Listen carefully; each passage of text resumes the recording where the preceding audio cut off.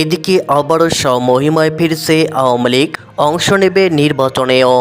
বিপুল ভোটে জয়ী হয়ে আবারও সরকার গঠন করবে। আওয়ামী লীগের জন্য আবারও এক বিশাল সুখবর। এবার আওয়ামী লীগের ওপর নিষেধাজ্ঞা তুলে নিতে ইউনূসকে যুক্তরাষ্ট্র কংগ্রেসের স্পষ্ট বার্তা। অত্যাচার আর নির্যাতনের মধ্য দিয়েই কিন্তু আওয়ামী লীগকে কখনো কেউ দমাতেও পারেনি, কেউ নিঃশেষও করতে পারেনি। আওয়ামী লীগ কিন্তু একটা আদর্শ নিয়েই এগিয়ে গেছে, সেটা বঙ্গবন্ধুর চিন্তা চেতনা নিয়ে। এটাই হচ্ছে বাস্তবতা।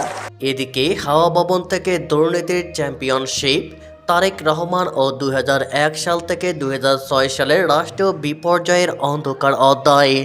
ব্রিটিশ পার্লামেন্টে এক অনুষ্ঠানে বলা হয়েছে যে আওয়ামী লীগের কয়েক কোটি সমর্থকের ভোটাধিকার হরণ করে যদি বাংলাদেশে নির্বাচন হয়, সমর্থকদের ভোটাধিকার বঞ্চিত করে নির্বাচন হয়, তাহলে মানবাধিকার লঙ্ঘিত হবে। আওয়ামী লীগ ছাড়া নির্বাচন গ্রহণযোগ্য হবে না। এদিকে এবার আসল চেহারা প্রকাশ্যে। নাহিদ হাসনাদের পেছনের শক্তি কারা, বাংলাদেশে গভীর ষড়যন্ত্রের পর্দাফাঁস, বেরিয়ে এলো নতুন এক চাঞ্চল্যকর তথ্য, যা জানলে আপনাদের চোখ কপালে উঠে যাবে।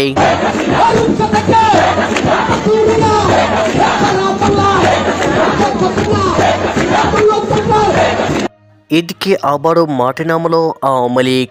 অলিতে গলিতে ঝটিকা মিছিল, জয়ের হুঁশিয়ারির পরই অ্যাকশন শুরু। লড়াইকে তবে অনিবার্য।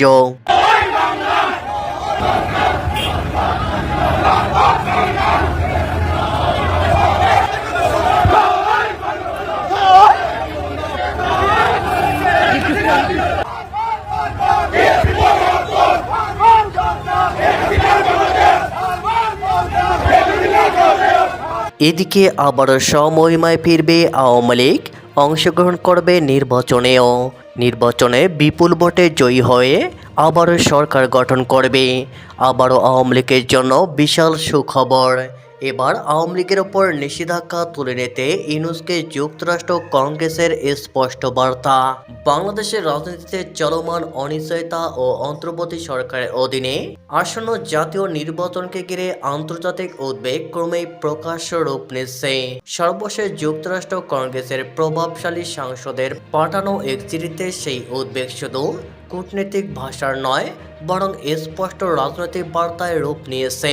সিটিতে অবাধ, সুষ্ঠু ও অন্তর্ভুক্তিমূলক নির্বাচন নিশ্চিত করার আহ্বানের পাশাপাশি আওয়ামী লীগের ওপর আরোপিত নিষেধাজ্ঞা প্রত্যাহারের ইঙ্গিতপূর্ণ দাবি উঠে এসেছে, যা বাংলাদেশের রাজনৈতিক ভবিষ্যৎ নিয়ে আন্তর্জাতিক অবস্থানের একটি পরিষ্কার প্রতিফলন। যুক্তরাষ্ট্রের হাউস ফরেন অ্যাফেয়ার্স কমিটির ranking member Gregory W Meeks ও দক্ষিণ ও মধ্য এশিয়া বিষয়ক সাব কমিটির চেয়ারম্যান বিল হুইজেঙ্গা এবং র্যাঙ্কিং মেম্বার সিডনি কামালেগার-ডভ যৌথভাবে এই চিঠি পাঠান অন্তর্বর্তী সরকারের প্রধান উপদেষ্টা ডক্টর মোহাম্মদ ইউনূসের কাছে। চিঠির ভাষা বিশ্লেষণ করলে স্পষ্ট হয়, যুক্তরাষ্ট্রের কংগ্রেস নির্বাচনের আগে কোনো বড় রাজনৈতিক দলকে সম্পূর্ণভাবে নিষিদ্ধ করার সিদ্ধান্তকে গণতান্ত্রিক প্রক্রিয়ার জন্য বিপজ্জনক বলে মনে করেছে। আওয়ামী লীগের নাম সরাসরি উল্লেখ না থাকলেও একটি রাজনৈতিক দলের কার্যক্রম সম্পূর্ণভাবে নিষিদ্ধ করা সংক্রান্ত উদ্বেগের ইঙ্গিত রাজনৈতিকভাবে অস্পষ্ট নয়। কংগ্রেস সদস্যদের মতে, অংশগ্রহণমূলক রাজনীতি ছাড়া নির্বাচন অর্থবহ হতে পারে না, আর প্রতিযোগিতাহীন নির্বাচন শেষ পর্যন্ত বৈধতার সংকটে পড়ে। এই বার্তার সময় নির্বাচন বিশেষভাবে তাৎপর্যপূর্ণ। অন্তর্বর্তী সরকারের অধীনে নির্বাচন আয়োজনের প্রশ্নটি দেশীয় রাজনীতিতে যেমন বিতর্ক তৈরি করেছে, তেমনি আন্তর্জাতিক অংশীদারদের কাছেও একটি বড় পরীক্ষা। যুক্তরাষ্ট্র দীর্ঘদিন ধরে বাংলাদেশে গণতন্ত্র, মানবাধিকার ও আইনের শাসনের প্রশ্নে সক্রিয় অবস্থানে রয়েছে। ফলে আওয়ামী লীগের মতো একটি প্রধান রাজনৈতিক দলকে নির্বাচনী প্রক্রিয়া থেকে কার্যত বাদ দেওয়ার সিদ্ধান্ত আন্তর্জাতিকভাবে ভালো চোখে দেখা হচ্ছে না। এই বাস্তবতা চিঠির প্রতিটি লাইনে স্পষ্ট। এদিকে হাওয়া ভবন থেকে দুর্নীতির চ্যাম্পিয়নশিপ, তারেক রহমান ও 2001 সাল থেকে 2006 সালের রাষ্ট্রীয় বিপর্যয়ের অন্ধকার অধ্যায়, যা জানলে আপনাদের চোখ কপালে উঠে যাবে।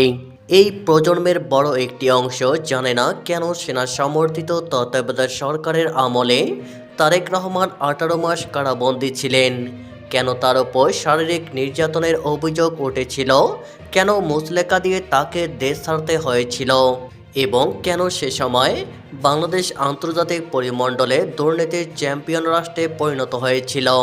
এসব প্রশ্নের উত্তর লুকিয়ে আছে 2001 সাল থেকে 2006 সালের বিএনপি ও জামায়াত জোট সরকারের শাসনামলে গড়ে ওঠা প্রতিটি প্রাতিষ্ঠানিক দুর্নীতি ও রাষ্ট্রীয় অপশাসনের কাঠামোর ভিতরে। সে সময় হাওয়া ভবন নামে পরিচিত একটি অঘোষিত ক্ষমতা কেন্দ্র প্রধানমন্ত্রীর কার্যালয়ের বাইরে রাষ্ট্র পরিচালনার কেন্দ্রবিন্দুতে পরিণত হয়, যার নেতৃত্বে ছিলেন তারেক রহমান। সরকারি নিয়োগ, বদলি, ঠিকাদারি, বড় প্রকল্পের অনুমোদন সবকিছু নির্ধারিত হতো এই হাওয়া ভবন থেকে। নির্বাচিত সরকার থাকা সত্ত্বেও রাষ্ট্র কার্যত পরিচালিত হয়েছে একটি পারিবারিক ও দলীয় ছায়া কেন্দ্রের নির্দেশে, যা সাংবিধানিক শাসন ব্যবস্থাকে সম্পূর্ণভাবে ক্ষতিগ্রস্ত করে। 2004 সালে 21শে আগস্ট আওয়ামী লীগের শান্তিপূর্ণ সমাবেশে গ্রেনেড হামলা সেই সময় রাষ্ট্রীয় সহিংসতার সবচেয়ে ভয়াবহ দৃষ্টান্ত। শেখ হাসিনাকে লক্ষ্য করে চালানো ওই হামলায় আইবি রহমান সহ 24 জন নিহত হন এবং শতাধিক মানুষ আহত হন। পরবর্তী বিচারিক প্রক্রিয়ায় এটি স্পষ্ট হয় যে এই হামলা কোনো বিচ্ছিন্ন সন্ত্রাসী ঘটনা ছিল না, বরং রাষ্ট্রীয় ক্ষমতার ভিতরে থাকা শক্তির প্রত্যক্ষ বা পরোক্ষ প্রশ্রয়ে সংগঠিত একটি রাজনৈতিক হত্যা চেষ্টা। একই সময়ে চট্টগ্রামে বিএম ডিপোতে ধরা পড়ে 10 ট্রাক অস্ত্র, বাংলাদেশের ইতিহাসে সবচেয়ে বড় অস্ত্র চোরাচালানের ঘটনা। তদন্তে উঠে আসে এসব অস্ত্র ভারতের বিচ্ছিন্নতাবাদী সংগঠন উলফার কাছে পাঠানোর প্রস্তুতি চলছিল এবং এতে সরকারের গোয়েন্দা সংস্থা, শীর্ষ মন্ত্রী ও জোট সরকারের প্রভাবশালী মহলের সংশ্লিষ্টতা ছিল। এই ঘটনা রাষ্ট্রীয় নিরাপত্তাকে আন্তর্জাতিক পর্যায়ে প্রশ্নবিদ্ধ করে। দুর্নীতির আরেক বড় উদাহরণ ছিল নাইকো গ্যাস চুক্তি ও কয়লা খনি কেলেঙ্কারি। কানাডীয় কোম্পানি নাইকোর সঙ্গে করা চুক্তি রাষ্ট্রের হাজার হাজার কোটি টাকার ক্ষতি, পরিবেশ ধ্বংস হয় এবং অবৈধ সুবিধা দেওয়া হয় বলে অভিযোগ ওঠে। এসব মামলায় খালেদা জিয়া সহ বিএনপি সরকারের উচ্চ পর্যায়ের ব্যক্তিরা অভিযুক্ত হন, যা সরকারের শীর্ষ পর্যায়ে দুর্নীতির গভীরতা প্রকাশ করে। এই সময় 2-in-1 বা একাধিক মন্ত্রণালয়ের একক দখলদারিত্ব ছিল সাধারণ চিত্র। বড় বড় প্রকল্পে 10 থেকে 20% কমিশনের অভিযোগ ছিল প্রকাশ্য গোপন বিষয়। রাষ্ট্রীয় উন্নয়ন প্রকল্প পরিণত হয় ঘুষ ও কমিশন বাণিজ্যের উৎসে, আর জনগণের অর্থ লুটপাটের মাধ্যমে রাজনৈতিক পৃষ্ঠপোষকতা শক্তিশালী করা হয়। শিক্ষা ও প্রশাসনকেও দলীয়করণ ছিল চরম পর্যায়ে। বিসিএস সহ সরকারি নিয়োগে বিএনপির জামায়াতপন্থীদের অগ্রাধিকার দেওয়া হয়। অন্যদিকে আওয়ামী লীগ সমর্থকদের চাকরি, পদোন্নতি ও শিক্ষা প্রতিষ্ঠানে নিয়োগ থেকে পরিকল্পিতভাবে বঞ্চিত করা হয়। মেধা ও যোগ্যতার পরিবর্তে রাজনৈতিক পরিচয় হয়ে ওঠে রাষ্ট্রীয় সুযোগ পাওয়ার প্রধান শর্ত। এই প্রাতিষ্ঠানিক দুর্নীতির স্বীকৃতি আসে আন্তর্জাতিক পরিসরে। ট্রান্সপারেন্সি ইন্টারন্যাশনালের রিপোর্ট অনুযায়ী 2001 সাল থেকে 2005 সাল পর্যন্ত টানা 5 বছর বাংলাদেশ বিশ্বের সবচেয়ে দুর্নীতিগ্রস্ত দেশ হিসাবে চিহ্নিত হয়। এটি কোনো বিচ্ছিন্ন ব্যর্থতা নয়, বরং রাষ্ট্রীয়ভাবে দুর্নীতিকে বৈধ ও সংগঠিত করার ফল। এদিকে এবার আসল চেহারা প্রকাশ্যে। নাহিদ হাসনাতদের পেছনের শক্তি কারা? বাংলাদেশে গভীর ষড়যন্ত্রের পর্দাফাঁস, যা জানলে আপনাদের চোখ কপালে উঠে যাবে। আসল চেহারা বেরিয়েই গেল। জুলাই আন্দোলনে হামলাকারীরা নাহিদ ইসলাম, হাসনাত আবদুল্লাদের। এবার জামায়াতের সঙ্গে জোটে যাচ্ছে নাহিদ হাসনাতদের দল এনসিপি।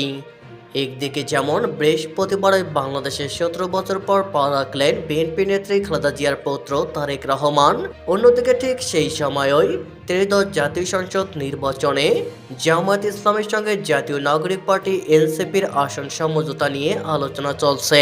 বিষয়টি নিয়ে দলের অনেকের সম্মতি থাকলেও একটি অংশের ভিন্ন মত আছে।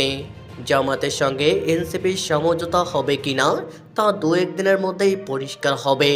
এর আগে বিএনপির সঙ্গে এনসিপির আসন সমঝোতার বিষয়টি আলোচনায় এসেছিল, তবে শেষ পর্যন্ত দুপক্ষের বোঝাপড়া হয়নি। এরপর জামায়াতের সঙ্গে আলোচনা ইতিবাচকভাবে এগোচ্ছে বলে সংশ্লিষ্ট একাধিক সূত্র থেকে জানা গেছে। তাহলে কি জুলাই আগস্টের মাস্টারমাইন্ড হিসেবে কাজ করেছে জামায়াত ইসলাম?